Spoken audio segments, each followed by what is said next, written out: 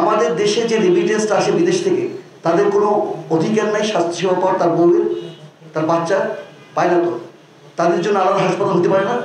পায় না? পায় না? বলেন পারে, অবশ্যই পারে। যারা গার্মেন্টস শ্রমিক তাদেরকে আলাদাভাবে হাসপাতাল হতে পারে না? তারাই তো আমাদের এই উৎপাদন বিদেশ থেকে ডলার নিয়ে আসতেছে। এই কাজগুলো প্রাইভেট বেসিসে করলে তখন দেখবে যে স্বাস্থ্য উপদেষ্টা বা এই বিপ্লবী সরকার কিছু একটা বিপ্লব করে ফেলছে। মানুষের হাতে ধরাই দিতে হবে সুফলটা। বস্তিবাসীদের জন্য আপনি মোবাইল হসপিটাল করবেন, বা যে কথাগুলো বললাম ট্রেনিং দেওয়া, এগুলো খুবই সহজ। আপনাকে যিনি লিডার হবেন তাকে যেতে হবে, মানুষের কাছে যেতে হবে, স্বাস্থ্য সেবাটা ডেলিভারি দিতে হবে তার কাছে গিয়ে। আপনি যখন মেজবানের দায়িত্ব দেন, দাওয়াত দেন, তখন কি আপনি ঘুরে ফিরে পারেন না? জিজ্ঞেস করেন যে আপনি মাংস পাইছেন কিনা, ডাল পাইছেন কিনা, জিজ্ঞেস করেন না? কাজে যারা নেতৃত্বে থাকবে সে সাধারণ মানুষের কাছে গিয়ে জিজ্ঞেস করবে আপনি কি আমার সেবা পেয়ে সন্তুষ্ট, আর হ্যাপি উইথ মাই সার্ভিস।